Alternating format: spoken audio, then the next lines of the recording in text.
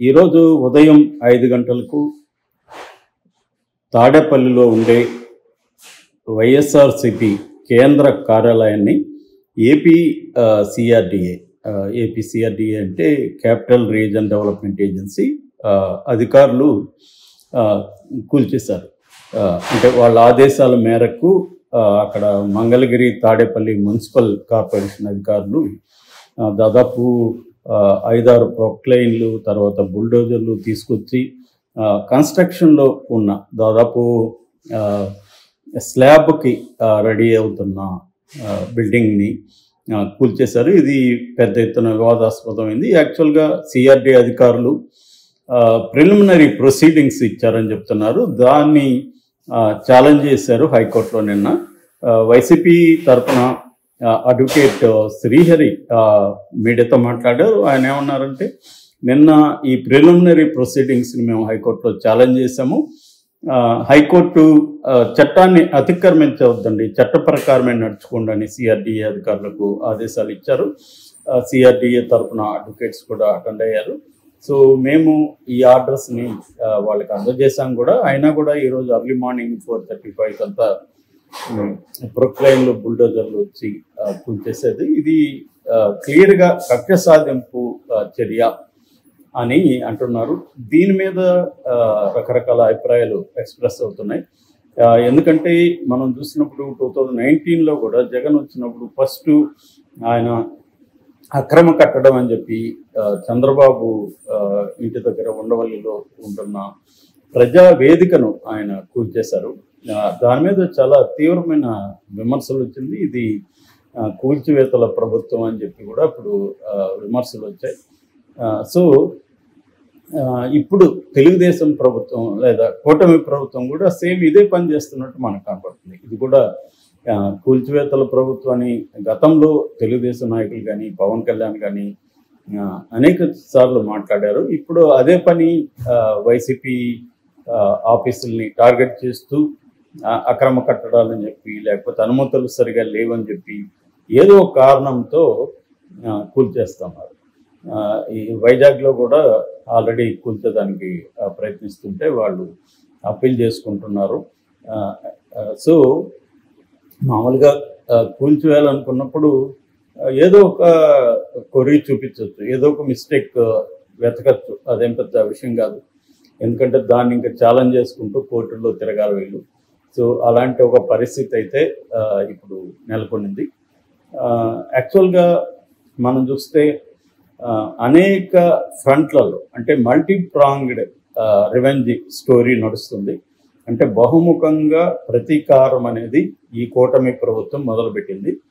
ముఖ్యంగా తెలుగుదేశం టార్గెట్ చేసింది. అందుకనే ఎక్కడ చూసినా రెడ్ బుక్ రాజ్యాంగం అనే పేరుతో హోర్డింగ్స్ కూడా వెలిసాయి. అంటే రెడ్ బుక్ రాజ్యాంగం అంటే రెడ్ బుక్లో లోకేష్ ఎవరెవరు పేర్లు రాసుకున్నారు అది వాళ్ళ మీద అంతా కక్ష తీర్చుకోవడం. అధికారులు కావచ్చు, ఇటు పొలిటికల్ లీడర్స్ వైసీపీ నాయకులు కావచ్చు, అట్లాగే వైసీపీ సోషల్ మీడియాను కూడా టార్గెట్ చేస్తున్నారు. సో గతంలో కూడా వైసీపీ కూడా ఇదే పనిచేసింది.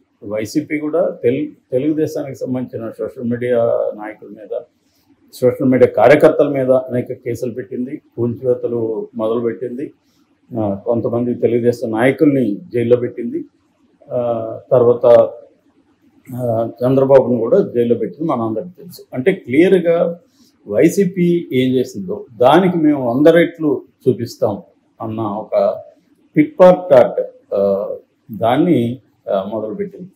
అంటే ఇది డబుల్ ఇంజిన్ సర్కార్ అంటారు. ఎందుకంటే కేంద్రంలో కూటమి ప్రభుత్వం ఏముంది, ఎన్డీఏ ఇక్కడ కూడా ఉంది. ఈ డబుల్ ఇంజిన్ సర్కార్ అనేక చోట్ల కూడా బుల్డోజర్ సర్కార్ అనే కూడా దీనికి పేరు వచ్చింది. ముఖ్యంగా ఉత్తరప్రదేశ్ కావచ్చు, నార్త్లో, మధ్యప్రదేశ్ చాలా రాష్ట్రాల్లో బుల్డోజర్ సర్కార్ అంటారు. అలాగే మోడీకి బుల్డోజర్ సర్కార్ అనే దేశవ్యాప్తంగా పేరు వచ్చింది. దాన్ని ఇక్కడ చంద్రబాబు, లోకేష్, పవన్ కళ్యాణ్ కూడా అమలు చేస్తున్నట్టుగా మనకు కనబడుతుంది. ఎందుకంటే ఒకవేళ అక్రమం కట్టడం అయితే దానికి ప్రాపర్గా నోటీసులు ఇవ్వడం, కోర్టు ఆదేశాలను ఫాలో కావడం ఇవన్నీ చేయాలి. కానీ అర్లీ మార్నింగ్ బుల్డోజర్స్ని ప్రొక్లైనర్ని తీసుకొచ్చి కూల్చేసే దృశ్యాలు మనం చూస్తున్నాం.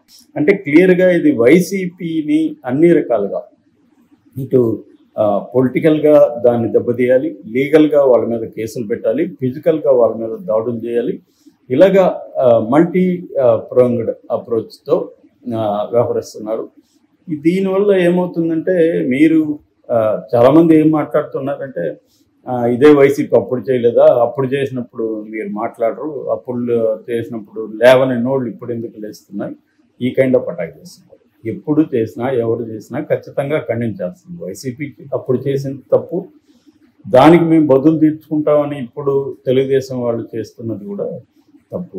యాక్చువల్గా తెలుగుదేశం అంటే కూటమి ప్రభుత్వం చాలా విషయాల్లో మెచ్చుకోవాలి. ఎందుకంటే రాగానే మంత్రులు సమీక్షలు జరుపుతున్నారు. నేను అనిత గురించి కూడా మాట్లాడాను. మిగతా ఇంతకుముందు ఉన్న హోమ్ మినిస్టర్ లాగా కాకుండా ప్రొయాక్టివ్గా ఉన్నారు. గాంజా విషయాన్ని సీరియస్గా తీసుకున్నారు. ప్రొయాక్టివ్గా పనిచేయడానికి ఆమె సిద్ధమయ్యారు. అవన్నీ కూడా మనం మెచ్చుకోవాలి. అట్లాగే నిన్న చీరాల దగ్గర రూరల్ మండలంలో ఒక 21 ఏళ్ల ఒక అమ్మాయిని అత్యాచారం చేసి చంపేశారు రైల్వే ట్రాక్ దగ్గర. దాని మీద చంద్రబాబు ఇమీడియట్గా స్పందించారు. 10 లక్షలు ఎక్స్గ్రేషన్ ఇచ్చారు. అనితని అక్కడికి వెళ్ళమన్నారు. అవంతా ఇట్లాంటివి ఖచ్చితంగా అప్రిషియేట్ చేయాలి. అంటే ప్రోయాక్టివ్గా ప్రజల ఇష్యూస్ని ఇమీడియట్గా టేకప్ చేయడం. అట్లాగే మన సివిల్ సప్లైస్ మంత్రి నాదెండ్ల మనోహర్ చాలా యాక్టివ్గా పనిచేస్తున్నారు. సో మంత్రులందరూ కూడా సమీక్షలు చేయడం, ప్రజల ఇష్యూస్ని అర్థం చేసుకోవడం, ఇవి మొదలు పెట్టేశారు. పవన్ కళ్యాణ్ అయితే మనం చూసాము, దాదాపు 10 గంటల నిర్విరామంగా ఆయన మొదటి రోజు 5 శాఖలకు సంబంధించిన సమీక్షలు చేశారు. ఖచ్చితంగా దీన్ని అప్రిషియేట్ చేయాలి. అంటే ప్రభుత్వం ప్రజల సమస్యలను అర్థం చేసుకోవడానికి ఇమీడియట్గా రంగంలోకి దిగడం చేసిందని అప్రిషియేట్ చేయాలి. అట్లాగే గత ప్రభుత్వంలో ఏదైనా అవకతవకలు జరుగుతుంటే దాన్ని లీగల్గా చర్యలు తీసుకోవడం కూడా తప్పు కాదు.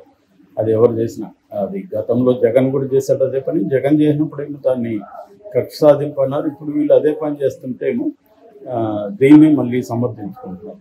ఇది కరెక్ట్ కాదు. గతంలో ప్రభుత్వం చేసిన కక్ష సాధింపు ఇప్పుడేమో అది మంచి పని అయిపోదు, ఇది కూడా కక్ష సాధింపే అవుతుంది. కాబట్టి అంటే ఇవన్నీ కూడా ప్రజల మనసుల్లోకి వెళ్తూ ఉంటాయి.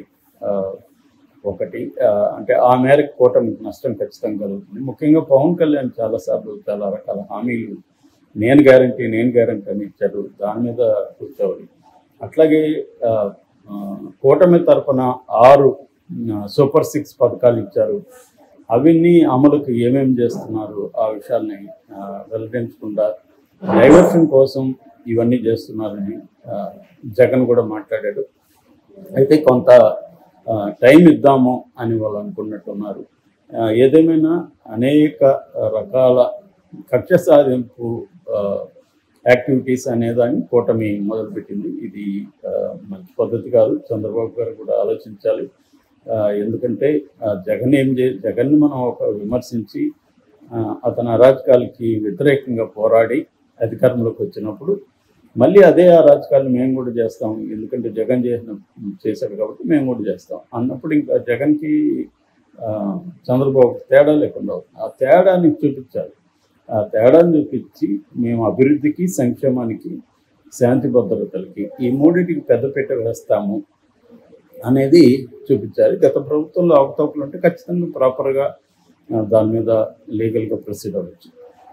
కానీ కక్షపూరితంగా కొంతమందిని టార్గెట్ చేయడం, గతంలో వాళ్ళు మా మీద ఇట్లా మాట్లాడారు అని చెప్పడం, వాళ్ళ మీద కక్ష తీర్చుకుంటామని బయలుదేరడం, ఇది సరైనది కాదు. తెలుగుదేశం మీడియా కూడా నేను కొంత చూస్తున్నాను. మీడియా ఇంకా రెచ్చిపోతుంది, రెచ్చగొడుతుంది కూడా. ఎందుకు ఇలాగున్నారో, వాళ్ళ మీద ఎందుకు ఇంకా కక్ష తీర్చుకోలేదు అని కొన్ని వెబ్ మ్యాగజైన్లలో రాయడాన్ని నేను చూశాను. అది మంచి పద్ధతి కాదు. మీడియా రోల్ ఏంటంటే ప్రజల తరపున ప్రభుత్వాన్ని నిలదీయాలి,